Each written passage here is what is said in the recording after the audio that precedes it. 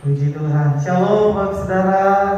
Salam sejahtera dalam kasih Tuhan Yesus. Jumpa lagi kita di siang hari ini untuk beribadah, memuliakan Tuhan. Saya sungguh percaya kalau kita masih bernafas, kita masih hidup sampai saat ini, itu semua karena kasih-Nya Tuhan. Amin.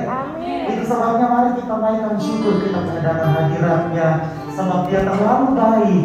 Saya tahu banyak orang hari ini sakit, mungkin di rumah lagi isolasi mandiri, mungkin juga di rumah sakit. Jadi apapun yang terjadi hari ini, mungkin juga saudara mengalami sakit hari ini, pergumulan apapun itu, tetap percaya bahwa ketika kita berserah penuh kepada Tuhan, Tuhan pasti turun tangan. Amin. Mari kita siapkan hati kita untuk beribadah di siang ini. Tunduk kepala kita berdoa. Sungguh kami percaya Tuhan, sampai hari ini perkenanan Tuhan terus Engkau berlakukan atas kami.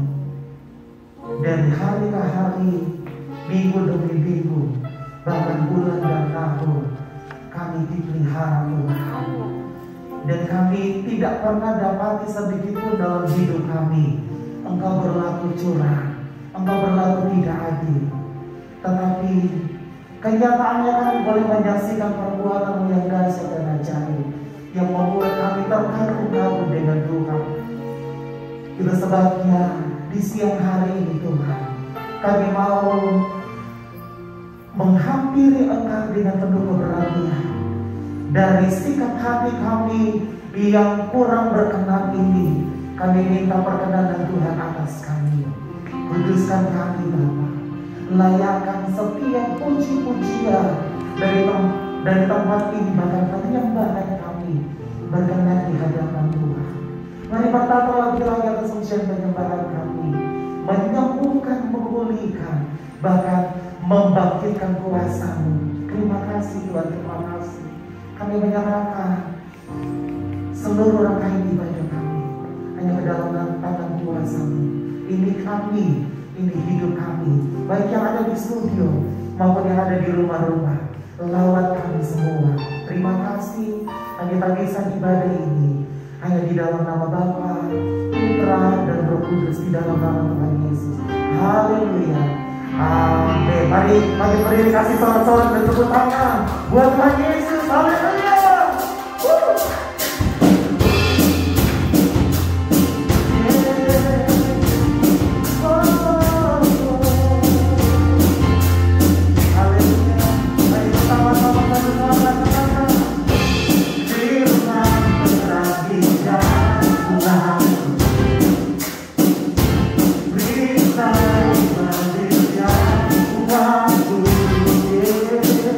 Tulis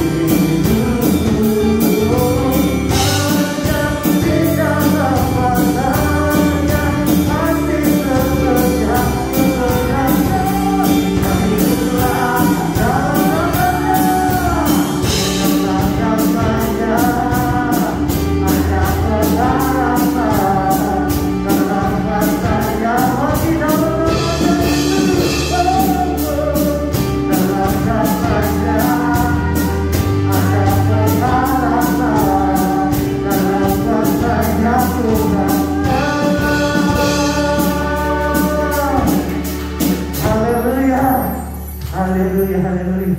Silakan duduk Bapak Saudara. Kasih setiamu ya Tuhan, iya dan amin buat setiap kami.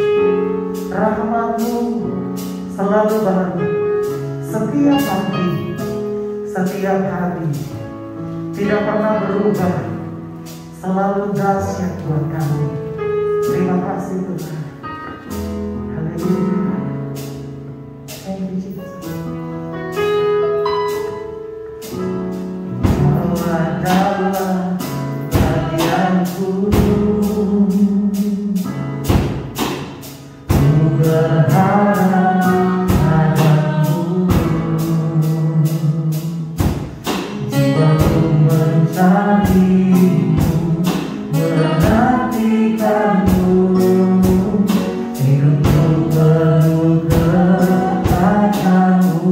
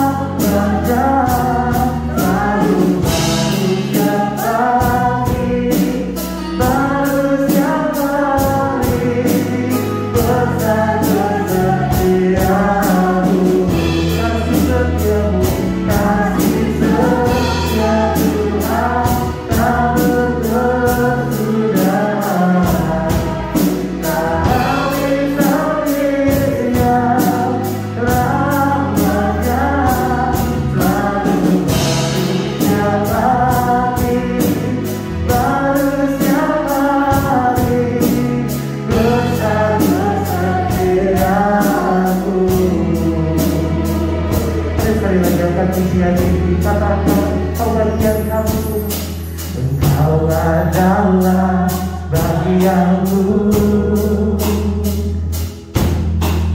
ku berharap padamu, jiwaku mencarimu.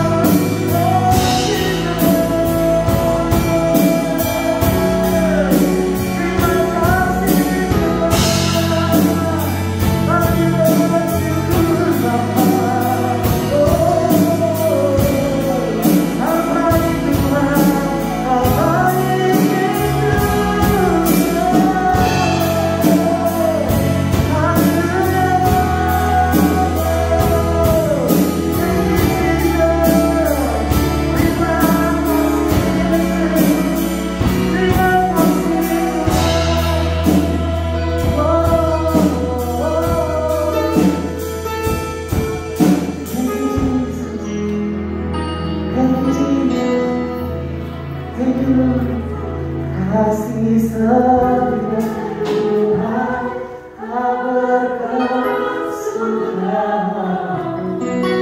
Habis-habisnya rahmat-Nya selalu baru setiap hari. Bersama-sama mari dengan berdoa sekali lagi dalam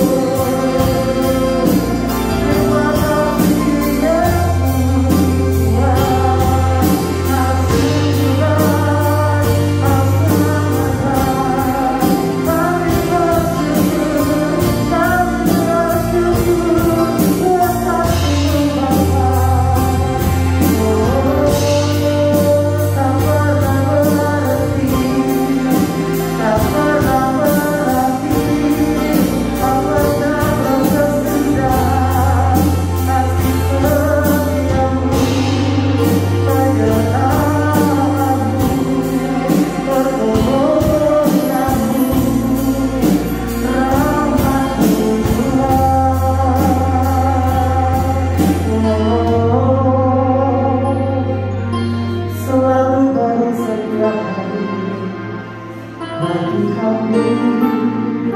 Oh, terima kasih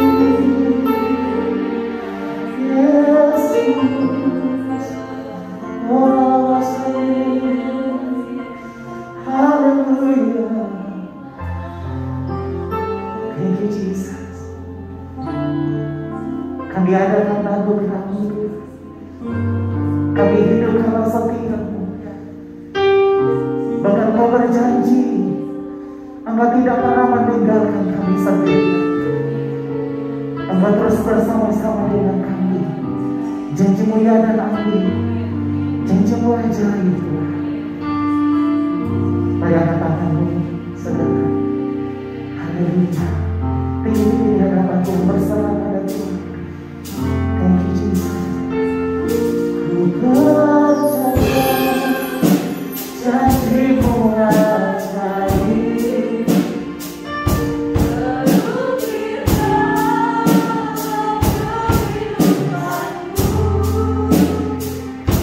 Ku berserah di dalam kekuatanmu.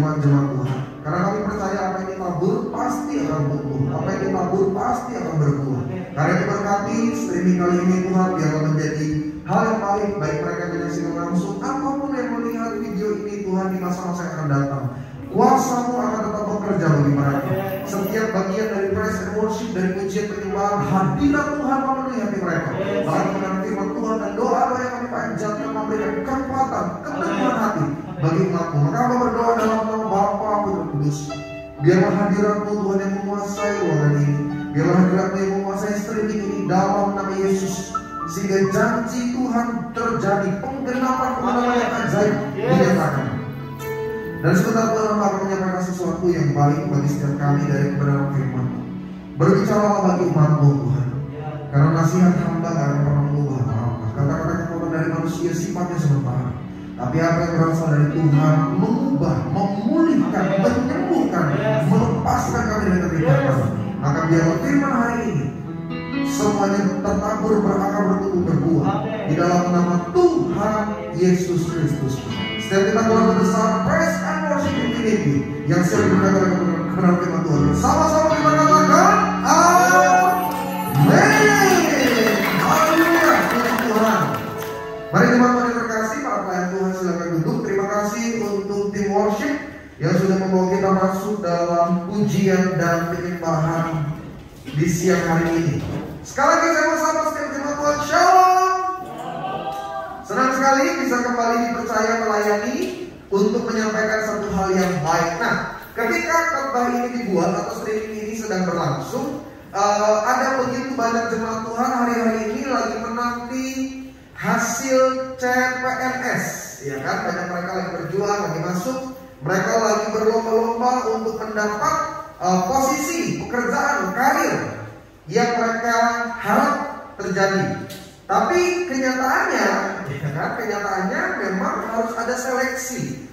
Memang ada penyisihan. Ada yang berjuang, semuanya maju, tapi nanti akan mengerucut hasilnya dari misalkan dari sekian ribu berkurang jadi sekian ratus. Nah, yang jadi persoalan adalah beberapa jemaat bahkan belum terima hasil sudah mulai kecewa. Mereka udah bertanding tapi belum dapat jawaban, belum ada hasilnya, udah mulai kecewa. Dia bilang, pendeta, masa sih Tuhan buat saya lolos? Nah, ini kan masa-masa di mana kita lagi menghadapi banyak tekanan. Makanya saya banyak, dan saya percaya waktu jemaat Tuhan minta doa sama saya, bukan cuma saya pendeta yang minta doa, ya kan? Mulai dari pendeta Protestan mereka minta doa, ya kan? Dari gereja daerah mereka minta doa, pendeta-pendeta sampai Romo juga kalau bisa mereka minta doa. Tapi yang saya mau tekankan begini, saudara, manusia berencana, kehendak Tuhan yang terjadi dalam kehidupan kita. Nah, saya mau dalam kesempatan kali ini bersama dengan keluarga besar Praise and Worship Infinity, kita melihat satu kisah di mana Tuhan izinkan tekanan terjadi kepada orang-orang yang dipilih. Jadi gak selamanya kalau kita merasa Tuhan memilih kita untuk menggenapi rencananya, Tuhan gak izinkan persoalan. Jadi ada satu misunderstanding. Kita seringkali menganggap bahwa kalau ini dari Tuhan lancar, kalau ini dari Tuhan semuanya baik, kalau ini dari Tuhan mestinya mulus. Salah besar, saudara. Engkau cuma Kristen baik yang berpikir bahwa kalau ini dari Tuhan, maka Tuhan buat segala sesuatu yang lancar. Salah besar. Karena terkadang Alkitab tulis dengan jujur, Tuhan izinkan orang yang dipilih bahkan dipakai Tuhan dengan luar biasa, mereka hadapi tekanan, masa-masa sukar, bahkan kegagalan. Tapi yang saya mau tekankan, tekanan, persoalan dan kegagalan kita bukan akhir dari segala sesuatu. Perhatikan Kejadian pasal 26. Kejadian pasal 26 mulai dari ayat yang ke-16 sampai dengan ayatnya yang ke-22. Kejadian pasal 26 maksud saya 16 sampai dengan 22. Nah, saya mengajak setiap rekan-rekan pelayan Tuhan di Praise and Worship Infinity, sama-sama kita akan baca secara bergantian. Jemaat Tuhan yang di rumah bisa perhatikan baik. Kalau muncul ayatnya saudara bisa ikut baca. Kejadian pasal 26 ayat 16 sampai dengan 22. Jadi ini peristiwa ketika Ishak tinggal di sebuah tempat namanya Gerar atau daerah orang-orang Filistin. Perhatikan ya. Ayat 16 dari Kejadian pasal 26 saya, lalu para pengerja, pelayan Tuhan ayat 17 dan ayat 22 kita akhiri bersama-sama. Lalu kata Abimelek kepada Ishak, pergilah dari tengah-tengah kami, sebab engkau telah menjadi jauh lebih berkuasa daripada kami. Ayat 17. Jadi pergilah Ishak dari situ dan berkenal dia Kemudian kita menggali kembali sumur-sumur yang digali di dalam zaman Abraham ayahnya, dan yang telah ditutup oleh orang Filistin sesudah Abraham mati. Disebutkannya nama sumur-sumur itu menurut nama-nama yang telah diberikan oleh ayahnya, ayat 19.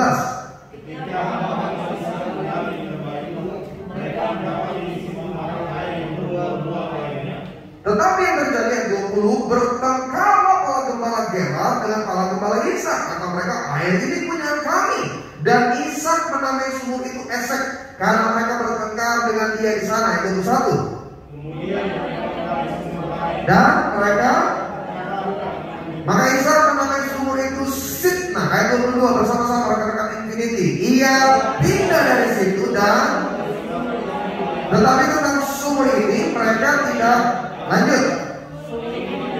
Rehobot, dan ia berkata, sekarang Tuhan,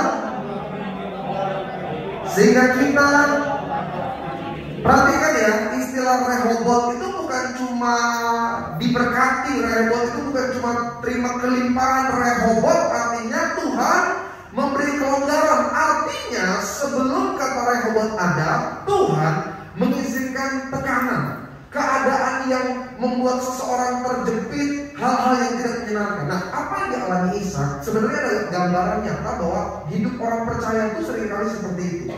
Ishak menghadapi tekanan bukan cuma sekali. Ishak menghadapi berkali-kali. Kalau saudara baca lebih lengkap ayat yang tadi saya bacakan, pertama dia sudah kebingungan karena masalah kelaparan yang terjadi. Dia udah siap-siap, dia berencana, dia mau pergi ke Mesir. Tapi dia bilang sama dia, no, you stand by di sini. Dan yang menarik, Ishak gak komplain, Ishak tetap bertahan, Ishak menabur. Dan karena dia mendengar apa yang Tuhan perintahkan, dia diberkati. Berlimpah-limpah, berlimpah-limpah. Apakah selesai? Tidak.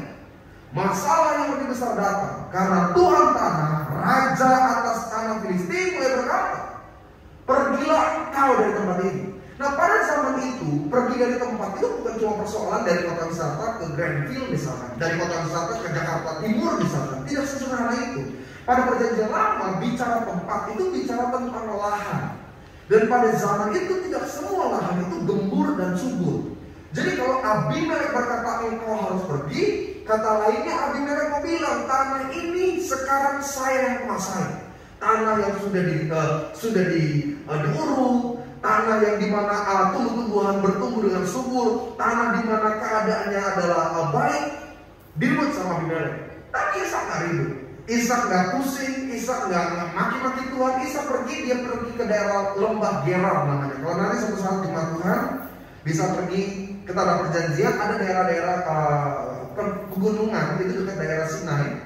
Sebelum nanti masuk ke daerah Kanaan, ada namanya lembah Gerar. Lembah Gerar ini tandus.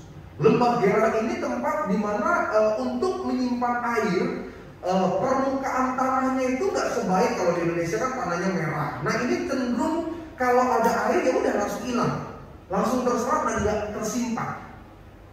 Dan yang lebih parah lagi, memang persediaan air di sana kurang. Nah, Ishak mulai menggali. Karena yang pernah digali ayahnya sudah ditutup oleh orang Filistin. Dia gali lagi, air keluar berbuah-buah. Masalah selesai tidak. Tuhan izinkan dia ditekan lagi.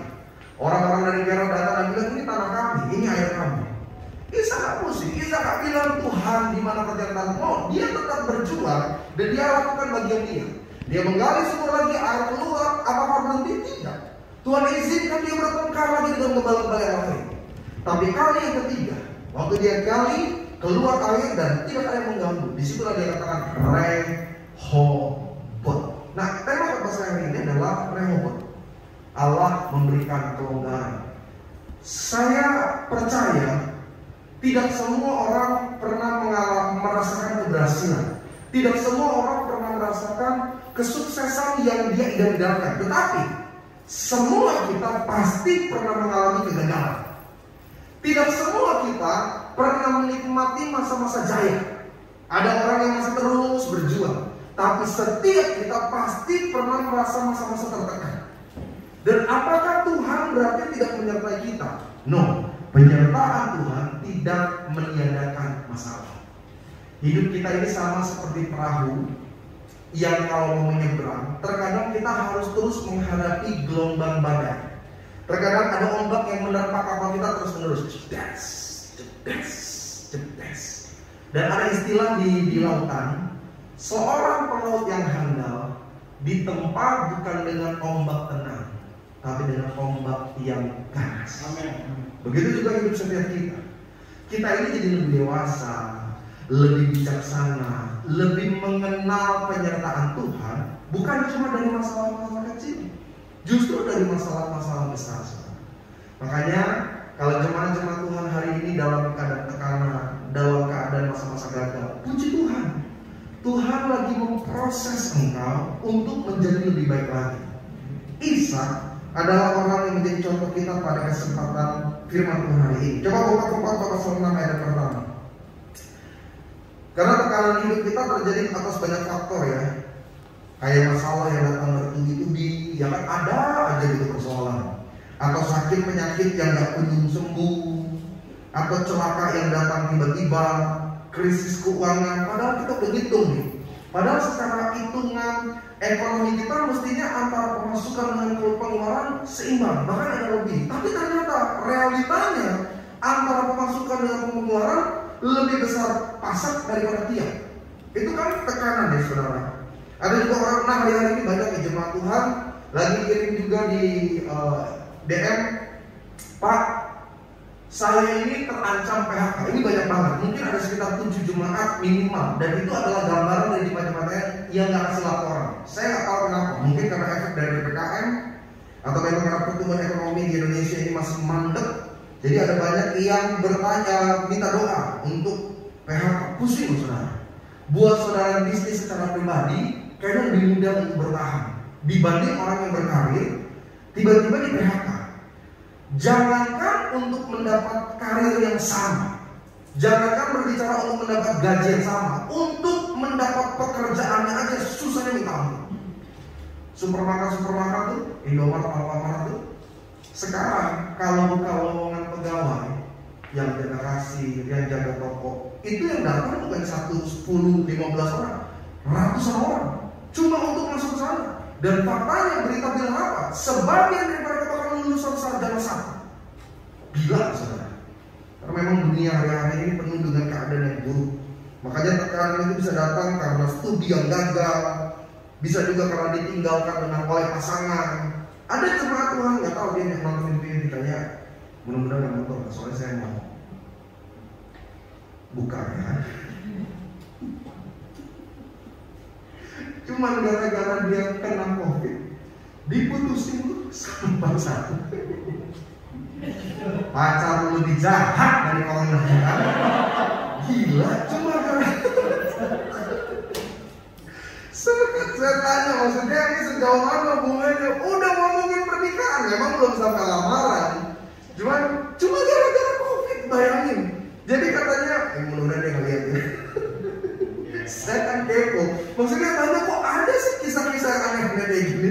Saya tanya, kok bisa sejauh itu gimana? Jadi katanya mereka pacaran, ya kan? Mereka bekerja dua-duanya. Saya nggak tahu, mungkin salah satunya yang perempuan ini kena dari kantor. Jadi dia udah mobil, jalan pergi bareng ngedate, sampai akhirnya demam. Dicek PCR, positif. Pacarnya laki-laki merasa itu pengkhianatan. Kenapa kamu nggak bilang? Yang saya bilang kalau gua tahu, itu gua nggak bakal naik mobil sama lu. Tapi memang ini, aduh bener deh, tekanan itu bisa datang dalam berbagai hal, saudara. Tetangganya beli juga tekanan, ya kan? Kan ada tuh tetangga yang beli kayak gitu. Saya tuh senang anjing. Dulu waktu saya tinggal di rumah yang sebelumnya itu, tetangga itu nggak suka sama anjing. Jadi kalau saya pelihara anjing tuh, buat mereka itu sesuatu yang kurang baik. Saya tinggal di sini sekarang di tempat yang baru ini.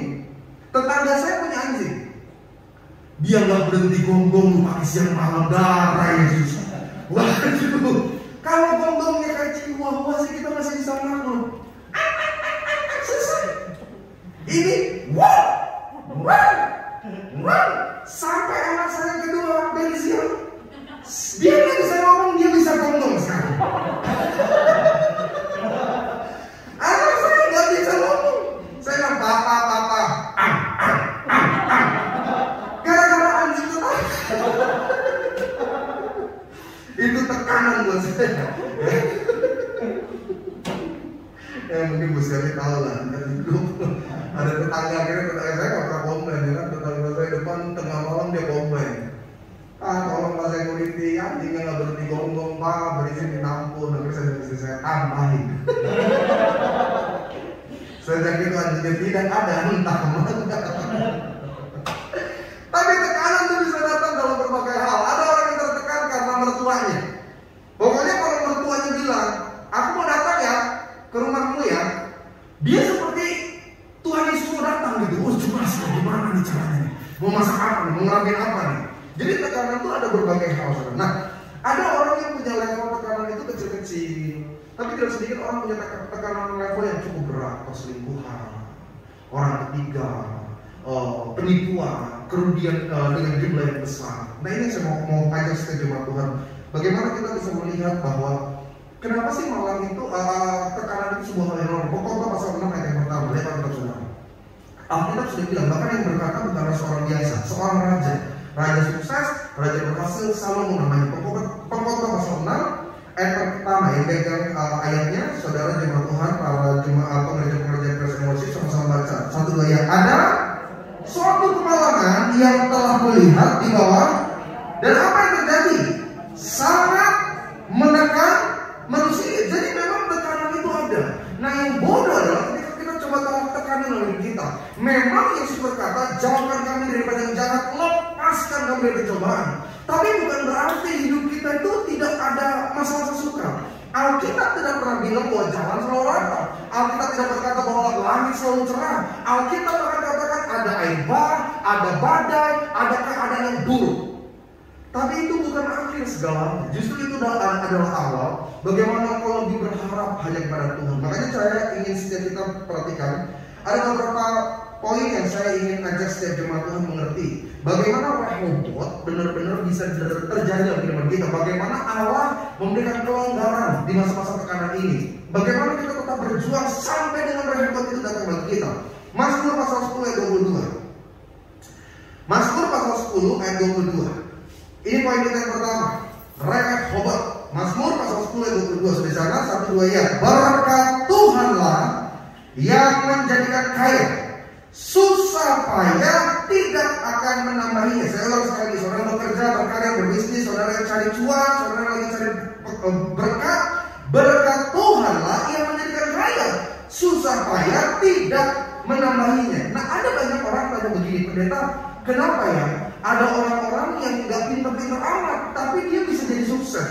Pendeta, ada orang yang sebenarnya tingkat akademisnya nggak tinggi-tinggi amat, tapi kok hari ini dia bisa sangat diberkati. Sebagian orang bilang begini, pendeta, kalau saya lihat ciri-ciri orangnya sih kayaknya bukan orang pintar, kok hari ini bisa sukses? Apa dasarnya? Saya yakin saudara, sistem hukum antara dunia dengan firman itu berbeda. Orang dunia berkata siapa cepat dia dapat. Hukum rimba yang menjadi bagian untuk seorang mengejar karir, kesuksesan, kejayaan. Pokoknya orang dunia, lu kalau supaya nggak diinjak orang, injak orang duluan. Supaya nggak ditikam dari belakang, tikam orang duluan. Tapi Alkitab tidak berbeda. Kalau kamu jadi pembesar, jadilah dulu yang kecil. Maka Yesus pernah memberikan contoh lebih spesifik. Kalau kau datang ke sebuah tempat, di sebuah pesta, jangan langsung ke paling depan. Karena mungkin nanti tuan rumah akan berkata, maaf, tempat ini sudah ada yang punya, dan kau akan mendapat malu di seluruh hadapan tamu yang lain. Tapi kalau kau datang ke tempat pesta, duduklah paling belakang. Mungkin Yesus tidak bilang pasti. Yesus bilang mungkin tuan rumah akan berkata, sahabatku, mari duduk di depan. Dan kau akan mendapat hormat di seluruh mata tamu yang dalam ruangan itu. Apa maksudnya? Sukses di dalam Tuhan seringkali bukan karena kita lebih baik dari orang lain, tapi ketika kau bisa berkenan di hadapan Tuhan. Alkitab kasih gambaran bahwa Tuhan gak tuntut kita sukses, saudara. Tuhan gak tuntut kita kaya, Tuhan gak tuntut kita berhasil, Tuhan bahkan gak tuntut kita pintar. 1 Korintus Paulus bilang Tuhan bisa pakai orang bodoh mempermalukan orang pintar, Tuhan bisa pakai orang lemah mengalahkan orang kuat. Dan apa yang membuat Tuhan mau menyatakan berkatnya bagi setiap kita? Yang pertama, perkenanan Tuhan. Di balik setiap cita-cita yang kau kejar, di balik setiap rencana yang kau buat, di balik setiap kerinduan harapan yang kau panjatkan dalam doa, ada satu bagian nih, namanya perkenanan. Saudara boleh punya target seperti apapun, kalau nggak punya perkenanan Tuhan, engkau nggak akan pernah jadi apa-apa. Tapi sebaliknya, engkau nggak punya target besar dalam hidupmu, tapi kalau engkau berkenan, Alkitab sudah katakan apa yang tidak engkau pikir, apa yang tidak engkau dengar, dan apa yang tidak timbul dalam hatimu, itu yang Tuhan sediakan. Kenapa Tuhan sediakan? Karena engkau berkenan di hadapan Allah. Saya ambil contoh anak saya. Saudara punya anak ngerti maksud saya. Ketika kita lihat anak, seringkali yang kita inginkan bukan cuma sekedar kesempurnaan anak kita, bukan cuma sekedar ranking, bukan cuma sekedar nilai yang bagus, bukan cuma segudang prestasi yang dapat dia berikan. Seringkali yang berkesan di hati orang tua adalah ketundukan anak kita. Sampai sini saudara ngerti nggak maksud saya? Anak kita pintar, tapi tukang ngelawan buat apa? Anak kita cerdas, berprestasi, piala ngejejer dari sekolah sampai ke rumah ada pialanya dia. Tapi anak kita tukang marah, dikasih tahu membentak, buat apa? Sometimes kita berpikir, ya anak kita biasa-biasa aja lah. Tapi dia dengar-dengaran sama orang tua, dia patuh sama orang tua. Buat kita ini yang lebih berkesan gitu. Anak saya kan sekarang udah kelas 2 tuh si Pano, sekolah penabung. Saya pernah ada di sekolah-sekolah swasta seperti itu. Kalau di sekolah negeri, saya tuh bisa kelihatan berbeda, menonjol di sekolah negeri. You know what I mean. Tapi kalau di sekolah swasta kan berbeda. Kayak waktu saya di Marsudi ini, dengan sekolah Putra Harapan berbeda. Putra Harapan kan sekolah kecil di daerah Permai. Pokoknya kalau hujan banjiran, panas kebakaran di sekolah. Saking kecilnya. Nah, anak-anaknya sekitar di situ lah. Waktu saya di sekolah Putra Harapan, the best. Paling pintar gambar, paling cepat matematika, suka dipilih guru untuk ikut lomba puisi, lomba nyanyi, lomba gambar, lomba matematika. Walaupun tidak ada yang menang, tapi dipilih dari sekolah karena dianggap lebih baik. Tapi waktu saya masuk studi ini, saya yang paling bawah dari yang lain. Saya nggak nyangka ada manusia-manusia hebat seperti mereka, ya kan? Dan itu tekanan besar buat saya waktu saya sekolah di Marsudiri ini. Orang tua saya tahu, makanya saya nggak pernah berprestasi. Karena saya nggak ngerti cara pikir mereka kok bisa sepinter itu. Saya dulu rasanya di Putra Harapan bisa baca angka dalam bahasa Inggris sampai 10 udah the best. 1, 2. Karena sekolah Impres. Tapi waktu saya masuk sekolah Marsudiri ini, waktu mata pelajaran bahasa Inggris, saya kaget. Karena guru dengan teman-teman saya berbicara di bahasa yang saya nggak mengerti. Saya pikir apa mereka berbahasa roh? No, ternyata mereka bisa fasih berbahasa Inggris. Dan saya tertekan betul, makin tertekan karena saya punya adik satu sekolah dengan saya di Marsudiri dan dia yang paling the best di antara murid yang lain. Dan di Marsudiri terkenal nama Tambayong itu dua sisi mata uang yang berbeda. Devina Tambayong itu selalu the best, beberapa piala terpampang itu atas nama dia. Saya hanya terpampang di ruang suster yang ambil rapat khusus karena kelakuannya dan nilainya paling buruk. Jadi waktu saya sekolah dulu tertekan betul. Orang tua saya selalu tuntut, kamu harus begini, kamu begini. Saya tertekan stres. Dan ketika saya punya anak, saya mulai melihat bahwa yang membuat saya mulai belajar berbeda. Kalau orang tua saya melihat yang membuat mereka terkenal dalam prestasi saya melihat berbeda. Seringkali ketundukan, ketaatan, kepatuhan itu lebih berkesan dan bermakna daripada kepintaran. Bukan berarti nggak boleh pintar. Pintar itu adalah satu tahap di mana kita meraih untuk lebih baik. Tapi nggak selamanya sebenarnya. Karena Alkitab juga ajar orang-orang yang dipandang, orang-orang yang bahkan nggak punya pengaruh apapun Tuhan tetap bisa pakai selama ada berkenan. Jadi kalau kayak mana sekolah, saya lihat anak-anak saya nggak seaktif atau nggak terlalu berprestasi seperti rekan-rekan yang lain. Kata kalimat kalau doa dia kalau doa ya kayak saya santai. Tuhan Yesus memakan telurnya enak nih Tuhan, makasih. Nanti bawa itu doa di sekolah dong. Saya makanya setiap gurunya tanya ada yang mau berdoa, dia udah mau katakan turun. Lalu bapak lu pendeta doa. Mending ya teman-teman. Tapi saya cerdas sama anak saya bukan karena cerdas dan pintarnya, karena nurutnya. Dan saya yakin seringkali Tuhan nilai dalam hidup kita itu seperti itu. Saudara harus kerja, saudara berjuang, harus mencari nafkah. Tapi di balik itu semua, coba deh introspeksi diri. Saya punya perkenanan Tuhan nggak? Karena kalau saudara nggak punya perkenanan Tuhan, engkau boleh lebih hebat dari yang lain. Tapi engkau akan menemukan masa-masa di mana engkau akan berkata, waduh saya nggak kuat lagi, saya nggak sanggup. Tapi orang yang berkenan di hadapan Tuhan, ini saya mau ingat setiap jemaat Tuhan garis bawahi, engkau boleh ditutup pintu berkatmu. Orang boleh rancangan yang jahat, tapi Tuhan membuatnya menjadi kebaikan. Kenapa? Perkenanan Tuhan. Jadi yang pertama, bagaimana kamu melihat Rehobot? Ingat aja, Tuhan tidak menuntut kita hidup sukses. Yang Tuhan tuntut adalah hidup yang berkenan. Yang kedua, saya pelajari apa yang membuat kita bisa bertahan di tengah-tengah tekanan sehingga kita merasakan Rehobot, Allah memberikan kelonggaran. Yang kedua saya catat ketika kita bisa fokus sama Tuhan. Sama-sama bilang sama saya, fokus. Setiap masalah yang kita alami jangan sampai membuat kita lebih fokus daripada masalah yang daripada fokus kepada Tuhan. Saya sering dengar jemaat bilang begini, pendeta, saya ini pendeta udah 3 hari 3 malam gak bisa tidur pendeta. Saya pusing sama masalah saya. Istilah itu banyak saya dengar. Tapi hampir gak pernah saya dengar orang yang begini, pendeta, saya tuh 3 hari 3 malam gak bisa tidur, saya tuh kebayang-bayang terus gitu kebaikan Tuhan dalam hidup saya. Nah, orang lebih gak bisa tidur karena masalah daripada orang gak bisa tidur karena kebaikan dan rahmat Tuhan. Apa bedanya? Sering kali dalam hidup kita fokus, tujuan, dan harapan kita hanya melihat masalah. Kita lupa bahwa ada yang menyertai kita lebih dari yang lain. Alkitab pernah catat 2 murid di jalan Emmaus. Sudah pernah dengar kata saya seperti ini. 2 murid ini berbincang-bincang apa yang terjadi 3 hari yang lalu karena Yesus baru saja disalibkan dan mati. Mereka berjalan dan Yesus sesungguhnya sudah berjalan bersama dengan mereka di jalan Emmaus itu. Yesus bertanya, apa yang kau perbincangkan? 2 orang ini bukan cuma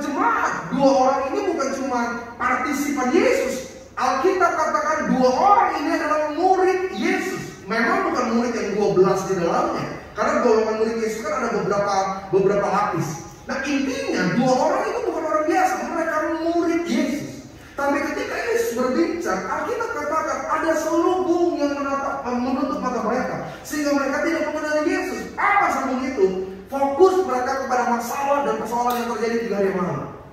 Dua orang ini berkata, engkau orang baru di tempat ini, sampai tidak tahu berita apa yang heboh terjadi baru 3 hari yang lalu. Ada seorang namanya Yesus, dia berkuasa atas ucapan, perkataan, tapi orang-orang Farisi sudah menangkap dan membunuhnya di atas kayu salib. Apa kata Yesus kepada mereka? Hei, engkau orang bodoh. Itu Yesus marah gara-gara gitu. Udah bangun dia dari mati, ketemu orang kayak gitu. Yesus gak bilang, hei sahabat-sahabat umur. Baca dalam Matius dikatakan, hei engkau orang bodoh. Kenapa Yesus katakan orang bodoh? Karena ada banyak kita dalam hidup ini cuma lebih fokus kepada persoalan, kesakitan, kekurangan, kelemahan kita. Kita lupa yang menyertai kita lebih besar dari apapun. Andai saja Daud cuma fokus kepada masalah, dia nggak akan pernah lihat kemenangan atas Goliat. Dia cuma akan membandingkan, tinggi banget ya, ternyata lebih besar dari saya perkirakan. Waduh, saya cuma punya batu lagi. Tapi apa kata Daud kepada Goliat? Engkau datangi aku dengan tombak, pedang dan lembing, tapi aku datang dalam nama Tuhan semesta alam. Kenapa Daud berkata demikian? Karena dia tahu yang menyertai dia lebih besar. Disinilah kenapa engkau selalu gagal. Ishak waktu ditekan, apa dia ada banding? Ishak tuh orang kaya. Ayat sebelumnya dikatakan dia lebih kaya dari orang-orang sekitarnya. Tapi waktu ada gembala Gerar datang merebut sumurnya, apa kita bilang Ishak dia sewa prajurit atau pemburu bayaran untuk penuh? Cuma gembala, luar biasa. Tapi Ishak nggak bereaksi over gitu, dia nggak langsung bilang kita matiin aja dia penuh. Ishak nggak bilang cari pengacara, kita banding, saya nggak kok bahkan ini sumur dari ayah saya. Ishak pergi, Ishak menyingkir. Ishak tahu cuma menghabiskan energi fokus sama masalah itu. Dia pergi dan tinggalkan. Dia ketemu lagi dengan orang yang berkata ini sumur kami. Ishak tidak enggak. Ishak menyingkir, dia gali sumur yang lain. Alkitab nggak bilang dia mempertahankan, dia taruh tembok, dia taruh pengawal. No, dia pergi. Ngapain pusing sama masalah itu? Dia cari solusi lain. Saya kemarin nonton satu edukasi, saya senang melihat pandangan-pandangan. Salah satu contohnya misalkan ada supermarket besar. Supermarket besar yang pada tutup semuanya. Saudara tahu ya beritanya, pada tutup di mana-mana, pada dulu besar, Superjaya dia tutup. Karena memang secara zaman mulai tergerus. Karena sekarang perlahan-lahan konsumen atau customer itu lebih memilih belanja secara online dibanding datang secara langsung. Bahkan akibat pandemi, presentase pembelian secara online lebih tinggi. Kenapa? Karena lebih mudah, nyaman, bisa diakses dimanapun, dan harganya bisa lebih murah, dan promonya bisa dapat lebih besar. Yang menarik adalah alasan mengapa brand-brand besar ini akhirnya menutup seluruh toko mereka, di-shutdown semuanya. Mereka berhenti menunggu dan mengais dari masalah kenapa customer nggak datang. Kan mereka udah ubah, udah perbaiki itu yang di Bekasi ke Mega Bekasi, dia udah perbaiki, dia udah atur. Dia coba lihat kayak rivalnya yang warna merah itu dia lihat, dia coba tata dengan lebih bagus, lebih besar, nggak crowded.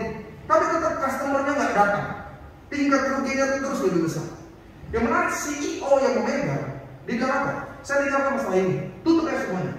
Kita mulai dari yang baru, kita cari bagaimana masker. Kalau dia bertahan, pertama, saingannya juga banyak. Yang kedua, belum tentu akan bertumbuh dengan lebih besar karena zaman sudah berubah. Dan apa yang dia lakukan? Mereka tinggalkan masalah itu dan mencari solusi yang baru. Nah, repotnya kita cuma fokus sama masalah kita. Ini gimana nih mau bayar nih? Ini gimana nih mau sekolah anak-anak? Ini gimana nih mau usaha nih? Ini nanti uang gimana nih? Ini sakitnya saya sembuh dong. Jadi cuma umur terus itu. Coba deh fokus kepada hal yang lain. Siapa fokusnya? Yesus. Mulai berhenti pikir masalah, mulai nyembah Tuhan. Mulai duduk bersila, berlutut, whatever, apapun yang kau suka dengan cara doamu. Kau mau ambil gitar kayak, kau mau denger streaming, kau pakai whatever. Tapi coba terus fokus sama Tuhan. Masalahmu nggak selesai, tapi damai sejahteramu diperbaharui, saudara. Persoalan masih tetap ada, solusinya belum ada. Tapi engkau lebih kuat karena engkau yakin Tuhan gak akan pernah mempermalukan orang yang bersalah padanya. Jadi buat setiap jemaat Tuhan, buat besar Christ and Worship Infinity, hidup itu pasti ada tekanan. Tuhan akan izinkan engkau tersakiti, Tuhan akan izinkan engkau kekurangan, Tuhan akan izinkan engkau merasakan sakit, Tuhan akan izinkan engkau meneteskan air mata. Tapi bukan karena Tuhan meninggalkan, Tuhan ingin engkau lebih fokus. Terkadang cara Tuhan bicara sama kita bukan melalui ucapan. Tuhan berbicara kepada kita melalui persoalan-persoalan. Kita jalan maju nih, Tuhan bilang kembali kepada aku, jalan terus, Tuhan tutup di depan. Kita pikir, kok ditutup? Kita cari jalan lain. Lalu Tuhan bilang, datang sekarang. Kita cari sibuk yang lain. Tuhan tutup kan pintu ini. Kok ditutup juga kan saya gagal. Kita masih gak peka gitu. Kalau Tuhan bilang, datang kepada aku. Kita cari lagi dengan cara yang berbeda. Tuhan tutup lagi. Tuhan tutup lagi. Tuhan tutup lagi. Sampai semua pintu tutup. Baru kamu mulai bilang, kemana lagi saya? Baru kita ingat, iya sama Tuhan. Seringkali Tuhan itu berbicara, mengingatkan kita bahwa kita butuh Tuhan. Melalui apa? Tekanan dan kegagalan kita. Ada jemaat yang suka bilang, kenapa pendeta? Saya kalau doa itu gampang ngantuk. Jawabannya sederhana, karena tak punya masalah. Kalau orang tak punya masalah, doa juga suka-suka aja, gak punya masalah. Tapi kapan orang bisa berdoa dengan lebih khusyuk? Waktu dia punya tekanan, waktu dia punya persoalan yang berat dalam hidupnya, waktu dia sadar bahwa dia tak punya kemampuan dan daya untuk menyelesaikan setiap persoalan. Di situ orang kembali kepada Tuhan. Apakah karena Tuhan jahat? No.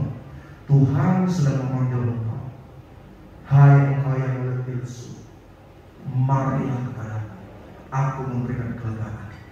Yesus berkata bukan sikap pasif, tapi sikap aktif, di mana engkau datang, bukan Tuhan yang datang, engkau datang. Ada effort yang kita buat, kita berjalan kepada Tuhan. Dan ketika aku kembali kepada Tuhan, apakah Tuhan mempermalukan? Tidak, coba lihat ayatnya. Mazmur 119 ayat 71. Mazmur 119 ayat 71.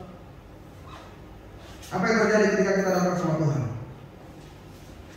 Sudah di sana? Mazmur 19 71. Seluruh pelayan dari Praise and Worship Infinity baca 1-2 ayat. Bahwa aku tertindas itu baik bagiku. Apa yang dikatakan oleh Daud? Supaya aku belajar ketetapanmu. Itu yang saya katakan. Alkitab katakan ditindas itu baik, ditekan itu baik, keadaan yang menyakitkan itu baik. Bukan karena Tuhan mau mengajarkan kita. Justru disitulah kita belajar ketetapan Tuhan. Karena Roh mengatakan Allah turut bekerja dalam segala hal, mendatangkan termasuk tekanan yang kita alami, Tuhan datangkan kebaikan. Termasuk persoalan, kekurangan, kesakitan, masa-masa sukar, Tuhan mendatangkan kebaikan. Jadi yang kedua, apa yang harus kita lakukan? Kita harus tetap fokus kepada Tuhan. Yang terakhir, bagaimana kita melihat Rehoboth? Allah memberikan kelonggaran bagi setiap kita. Mazmur 54 ayat 4, ayat yang terakhir. Sama-sama para pelayan Tuhan Christ and Worship Infinity, supaya jemaat Tuhan yang di streaming bisa mendengar ucapan ayat ini. Mazmur 54 ayat yang keempat. Sudah di sana? 1-2 ayat. Sesungguhnya Allah adalah penolongku, Tuhanlah yang. Ayat berikutnya sebenarnya ayat-ayat yang berisi tentang keluhan. Kalau sudah baca dengan lebih lengkap, sebenarnya ada satu bagian di mana pemazmur berkata, Tuhan, saya dengarlah telingamu, dengarlah perkataanmu. Kenapa dia taruh kalimat itu? Sederhana, karena memang Tuhan nggak berbuat apa-apa atas setiap seruannya, atas setiap doanya.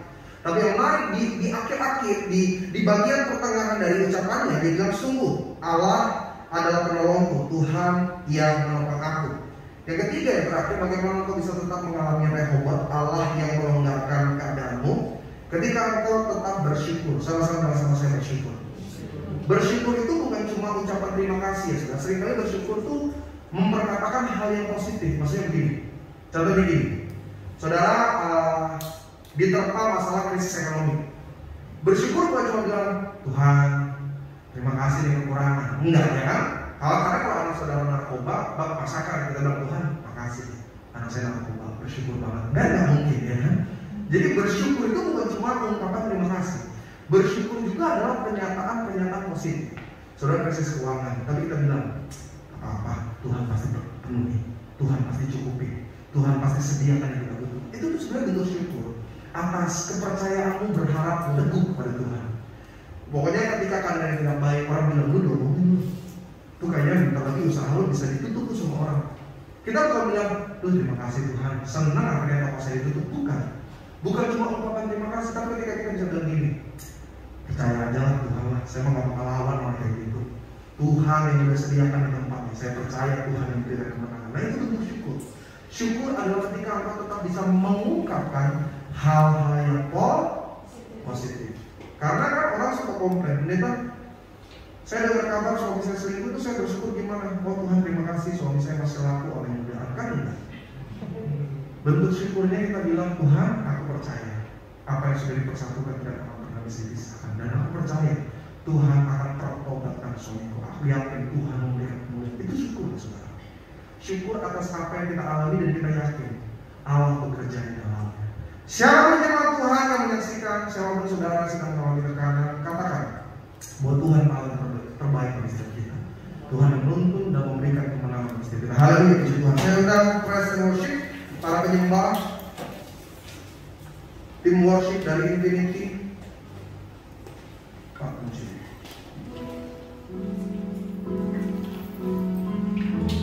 Saya senang waktu Pak Elki bawa lagu ini. Dan ini menjadi lagu pujian saya di malam hari setiap saya doa sama istri. Ini sama seperti keadaan Ishak. Ishak tidak mengeluh, Ishak tidak komplain, dia tidak kecewa. Karena dia tahu Tuhan tahu yang terbaik bagi dia, dan dia tahu Tuhan sanggup memberikan keadaan. Dia berserah, dia percaya. Saya mengajak setiap jemaat Tuhan dan setiap orang pelayan Tuhan kita akan menjadi dengan sangat lembut. Dan biarlah kalimat ini menjadi doa kita. Kau lebih tahu yang terbaik bagiku. Kau lebih sanggup pulihkan hidupku. Katakan ku berserah. Ku berserah. Ku percaya hanya Yesus penolong yang setia. Kita akan menjadi katakan Tuhan yang lebih tahu. Kau lebih tahu yang terbaik bagiku. Amin. Kau lebih sanggup pulihkan hidupku. Katakan semua di saudara. Ku berserah, ku percaya hanya Yesus penolong yang setia. Katakan Yesus, kau lebih tahu. Amin. Kau lebih sanggup pulihkan hidup. Katakan ku berserah, ku percaya hanya Yesus penolong yang setia. Daud pernah berkata dalam Mazmurnya bahwa ketika aku tertekan, ketika aku tertindas, itu adalah baik bagiku. Karena dari hal itu aku mengetahui ketetapan-ketetapanmu. Saudara, orang-orang yang mengenal Tuhan secara pribadi, orang-orang yang punya hubungan erat, dia mengerti bahwa keadaan yang menyakitkan bukanlah hal yang buruk dalam kehidupannya. Dan saya yakin saudara, semua kita di sini kita pernah alami masa-masa ketertekanan. Kita mungkin pernah, kita sedang, atau kita akan mengalaminya. Selama kau terus yang akan menyertai, kau akan tetap hidup dalam pengalaman. Nah repotnya, ketika dia melihat kenyataan tidak seperti yang diharapkan, ketika apa yang dia kejar dia gak dapat, ketika apa yang dia minta dia gak terima, dia mulai menyalahkan Tuhan. Salah besar saudara. Bahkan sebelum kau meminta, Tuhan sudah menyediakan yang terbaik bagi kita.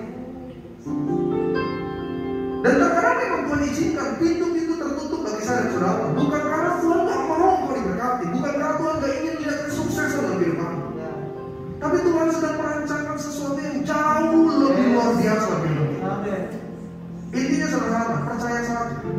bahwa bukan kesuksesan yang Tuhan tuntut dari kita. Buat Tuhan sukses itu gampang, tapi yang Tuhan lihat dari saya dan saudara adalah perkenanan.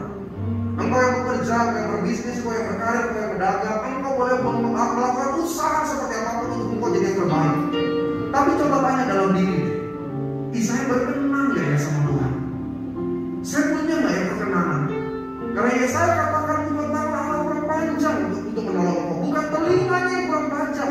Yang menjadi penghalang antara kita dengan Tuhan dan berkat-berkatnya adalah dosa-dosa kita. Ada banyak orang demi untung dia sikat orang lain. Ada orang demi sukses dia injak ke orang lain. Tapi Yesus katakan kalau engkau menjadi paling besar, jadilah dulu yang paling kecil. Jadi pertama coba tanya, Tuhan saya punya perkenanan nggak dalam hidup? Karena kalau engkau punya perkenanan Tuhan, 1000 boleh rebah, 10.000 boleh rebah, engkau akan tetap berdiri melihat perkenanan Tuhan terjadi dalam hidup kita. Yang kedua, sama-sama kita belajar untuk fokus sama Tuhan. Kita punya masalah masing-masing, masalah dengan pasangan, dengan anak, dengan orang tua, dengan dalam keluarga besar. Kita punya masalah dalam perekonomian, dengan sakit penyakit kita punya masalah dengan orang-orang di sekitar kita. Tapi bukan itu yang menjadi fokus kita. Fokus aja sama Tuhan. Ketika engkau fokus sama masalah, engkau bahkan seperti tidak melihat Tuhan menyertai hidup saudara. Engkau sama seperti murid yang hanya berjalan di jalan Emmaus. Mereka berbicara dengan Yesus, tapi mereka bahkan tidak mengenal Yesus. Saya khawatir itu terjadi sama keluarga kita. Kita memanggil nama Tuhan, padahal Tuhan tepat ada sedang menggandeng tangan. Kenapa engkau tidak bisa lihat Tuhan? Karena engkau hanya fokus atas setiap masalah, keadaan, kekurangan, kesakitan, hal-hal yang buruk yang sedang kau alami. Tapi hari ini fokus sama Tuhan, sembah dirinya, bermasmur bagi Tuhan. Sama seperti Daud, ketika dia terhimpit, dia tidak berpikir strategi, dia ambil kecapi dan dia boleh sembah Tuhan. Dan yang ketiga, bersyukurlah. Percayalah bahwa keadaanmu hari ini bukan akhir dari segala-galanya. Tuhan punya rancangan yang bukan kecelakaan, melainkan damai sejahtera. Kau lebih tahu yang terbaik bagiku. Kau lebih sanggup pulihkan hidupku. Katakan ku berserah.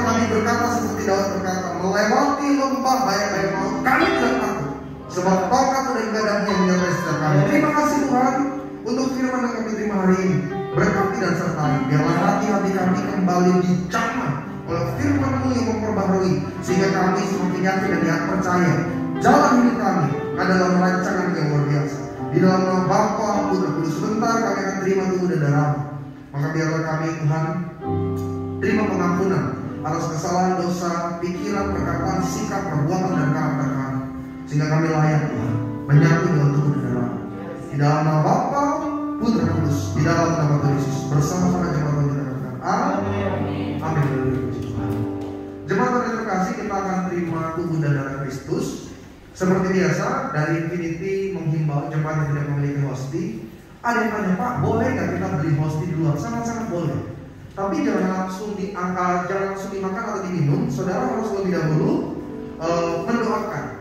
Pak, tapi kalau misalkan Infinity lagi nggak ada gimana? Gak apa-apa. Saudara coba lihat streaming yang sebelumnya. Saudara bisa lihat di akun YouTube dari Praise and Worship. Saudara tinggal lihat pendeta yang memimpin perjamuan. Nanti saudara boleh putar pada bagian itu saja dan angkat. Jadi mau nanti hari Rabu, Kamis, Jumat, Sabtu atau Minggu, kalau memang tempat di mana saudara bergereja tidak pada perjamuan, it's okay. Infinity bisa menuntut saudara masuk di dalam perjamuan kudus. Jadi saudara boleh pakai roti potongan kecil, atau boleh seperti ini sekarang sudah banyak juga dijual secara online dan harganya tidak terlalu mahal. Pak, Infinity ngasih ya gratis, modal dong, ya kan? Udah cuma murah, masih negaranya kebangetan. Kecuali kalau sudah datang, nanti kalau sudah buka, saudara boleh minta lebih nanti dengan pengurus-pengurus yang di tempat ini.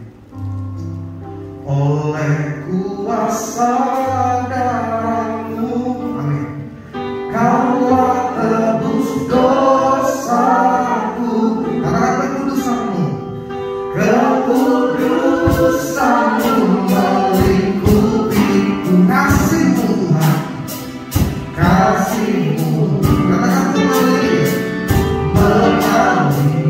memulihkan hidup. Sungguh besar, sungguh besar karuniamu. Kau selamatkan hidup. Sama-sama kita bangkit berdiri, kita memberikan tubuh dan darah Kristus. Simpaannya baru, amin. Oleh kuasa darah-Mu.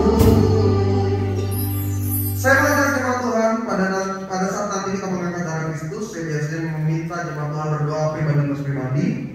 Saya meminta keluarga besar Praise and Worship Infinity, kita doa supaya Tuhan melakukan kita dari varian-varian baru berkembangnya mutasi COVID-19 ini, saudara. Karena seperti yang dapat saudara dengar di berita secara resmi, Bapak Presiden bahkan menyatakan sesuai dengan jurnal dari WHO bahwa kemungkinan untuk terjadinya variasi-variasi baru itu sangat-sangat besar.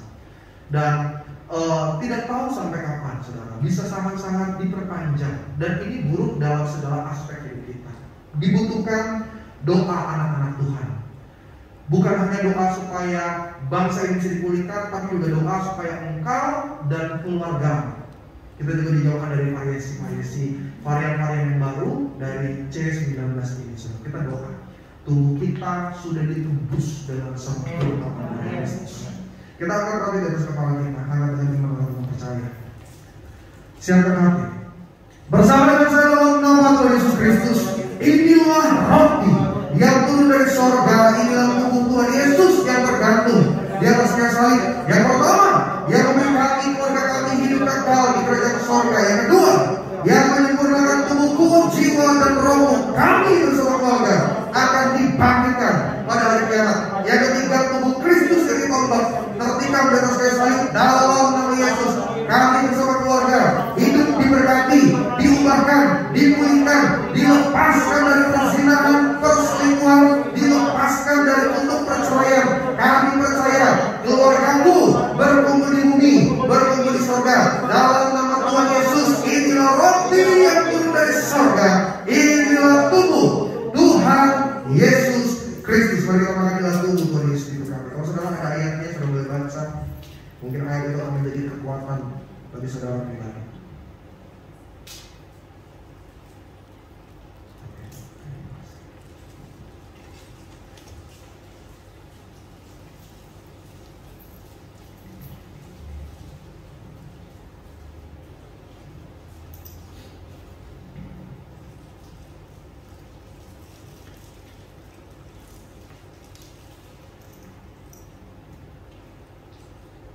Kita akan darah Kristus. Nanti saudara harus doa supaya kau dilulukan, engkau, keluargamu, anak-anakmu, pasanganmu, orang tuamu. Kita tahu setiap bentuk variasi baru dari COVID ini. Kita doa supaya segera dipulihkan, bangsa kita bisa maju untuk berkembang lebih baik lagi. Siapkan hati. Bersama dengan saya dalam nama Tuhan Yesus Kristus, inilah darah Yesus yang tercurah di atas kayu salib sebagai perjanjian yang baru, perjanjian yang kekal. Yang pertama, oleh tetes darah Yesus kami ditebus dari dosa, pelanggaran, kesalahan, dan masa laluku. Kami berjanji hidup dalam pertobatan, menolak dosa, menolak setan-setan dan perbuatannya, sehingga kami bersama keluarga diberkati, keluarga yang kudus, dijauhkan dari celaka bahaya, karena untuk gagal, untuk miskin, untuk sakit penyakit dicabut dalam hidupku. Aku percaya di mata keluarga, di mana berada, dijaga dilindungi oleh Tuhan, dijauhkan dari penyebaran C19. Kami hancurkan kuasanya. Aku bersama keluargaku ditutup bungkus oleh darah Yesus. Aku percaya seumur hidup tidak sakit kanker, tidak sakit tumor, tidak sakit stroke. Kami percaya Tuhan menjaga, melindungi oleh darahnya, oleh biru-birunya. Untuk sakit penyakit, penderitaan jasmani sudah dihancurkan di atas kayu salib. Doa sungguh-sungguh, katakan Tuhan lindungi keluarga kami, khususnya pasanganmu yang harus bertemu dengan banyak orang, aktivitas di luar, anak-anakmu atau orang tuamu. Doa apapun yang menjadi kata-kata dari umatmu, bahkan pelayan-pelayan Tuhan di Christ Embassy ini didengar, dan kiranya Tuhan buka jalan dalam nama Yesus. Berkati dan bebaskan bangsa kami Tuhan, agar buruk bersama dengan keluarga kami, keluarga inti kami, keluarga besar kami, dijauhi kami Allah dalam nama Yesus. Roh maut dalam keluargaku, aku percaya berikan kesehatan, umur panjang, dijaga dilindungi di mana kami berada dalam nama Yesus. Bahkan udara di sekitar kami, di tempat kami tinggal, di rumah kami, di tempat kami bekerja, disterilkan. Tuhan menjaga kami dalam nama Yesus. Diberkati. Bersama dengan saya dalam nama Tuhan Yesus Kristus, aku percaya apa yang dikerjakan, apa yang membuat awal bulan berhasil, karena untuk gagal, untuk miskin, untuk bangkrut sudah dihancurkan. Hidupku dipulihkan, diangkat naik tidak turun, jadi kepala bukan ekor, diberi kemenangan bukan kekalahan. Hari ini segala penyakitku, kelemahan tubuh dan penderitaanku sudah diangkat, diselesaikan di atas kayu salib dalam nama Tuhan Yesus Kristus. Inilah darah Tuhan Yesus Kristus. Mari kita berikan darah Tuhan Yesus.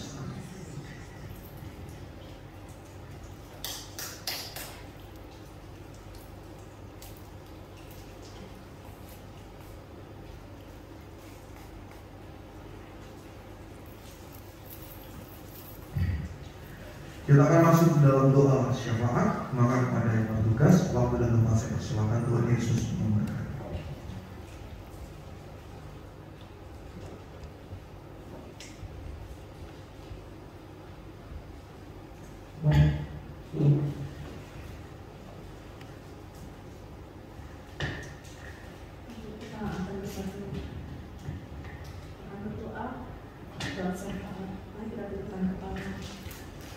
Bapak, terima kasih Tuhan untuk siang hari ini. Tuhan, kami boleh ada di tempatnya Tuhan Yesus. Kami boleh mendengarkan firman Tuhan Yesus. Firman memberikan kekuatan kepada kami Tuhan Yesus. Di setiap tekanan hidup kami Tuhan, kami hanya mau berserah kepada-Mu Tuhan. Kami hanya mau mencari pertengahan-Mu Tuhan, karena kami tahu, kami percaya Tuhan, kami lebih dari pemenangnya Bapa. Terima kasih Tuhan Yesus, terima kasih Tuhan. Siang hari ini Tuhan, kami telah bersatu dengan tubuh dan darah-Mu ya Bapa, melalui perjamuan kudus Tuhan. Kami percaya Tuhan Yesus, apapun yang menjadi masalah kami Tuhan, Kau telah selesaikan di atas kayu salib. Terima kasih Tuhan untuk tubuh dan darah-Mu. Terima kasih untuk Golgota. Terima kasih untuk salib-Mu ya Bapa. Terima kasih Tuhan Yesus. Terima kasih ya Bapa. Kami bersyukur Tuhan pada siang hari ini Tuhan, kami boleh mendengarkan firman-Mu Tuhan Yesus. Kau berkati Tuhan hamba-Mu Tuhan yang telah menyampaikan firman-Mu pada siang hari ini Tuhan. Bapak Pendeta Yedi Tambayong Tuhan Yesus, Kau berkati hamba-Mu Tuhan setiap pelayanannya Tuhan Yesus. Berkati bersama keluarga Tuhan Yesus. Pakai Tuhan hamba-Mu lebih dahsyat lagi. Tambah-tambahkan karunia kepada hamba-Mu ya Bapa, sehingga Tuhan banyak jiwa yang datang kepadamu melalui hamba-Mu ya Bapa. Terima kasih Tuhan Yesus. Kami juga berdoa Tuhan untuk Bapak Ibu Gembala kami, Bapak Arisani bersama Ibu Agnes Tuhan Yesus. Engkau berkati Tuhan Yesus yang telah membuka pelayanan di tempat ini Tuhan, di Praise and Worship Infinity ini Tuhan Yesus. Biar Tuhan limpahkan dari surga Tuhan Kau berikan kepada hamba-Mu Tuhan Yesus, sehingga Tuhan banyak jiwa yang dimenangkan, banyak yang datang Tuhan, terlebih di daerah Cibubur ini Tuhan Yesus. Kau berkati Tuhan, usaha pekerjaan apapun yang dilakukan oleh hamba-Mu ini Kau buat berhasil ya Bapak. Terima kasih Tuhan, kami berdoa Tuhan untuk Praise and Worship Infinity Tuhan, yang akan menjadi program-program ke depan Tuhan, kami serahkan ke dalam tangan-Mu Tuhan. Kami percaya Tuhan Yesus, Engkau menyertai Praise and Worship Infinity ini Tuhan Yesus, sehingga Tuhan Yesus banyak jiwa yang datang kepadamu Tuhan melalui layanan Praise and Worship Infinity. Kami berdoa untuk setiap pengurus Tuhan, Kau berikan kami kerendahan hati Tuhan, kesakian hati Tuhan dalam menopang pelayanan di tempat ini Tuhan Yesus. Karena kami tahu Tuhan, jeripayah kami tidak akan pernah sia-sia Tuhan Yesus, karena kami melayani Engkau Tuhan, Raja di atas segala raja ya Tuhan. Tuhan Yesus, kami berdoa Tuhan untuk negara kami Tuhan, untuk Indonesia Tuhan Yesus. Kami berdoa, kami lepaskan shalom, kami lepaskan berkat Tuhan Yesus. Kami bersyukur Tuhan, kami boleh ada di negara kami ini Tuhan Yesus. Biar Tuhan kami dimerdekakan Tuhan oleh COVID-19 Tuhan Yesus, sehingga Tuhan semua Tuhan Yesus dapat merasakan kasih-Mu ya Bapa. Terima kasih Tuhan Yesus. Kami berdoa untuk Bapak Presiden, Wakil Presiden bersama jajarannya Tuhan, dan hikmat surga turun atas anak-anak-Mu Tuhan. Biar Tuhan di Indonesia ada kedamaian Tuhan Yesus.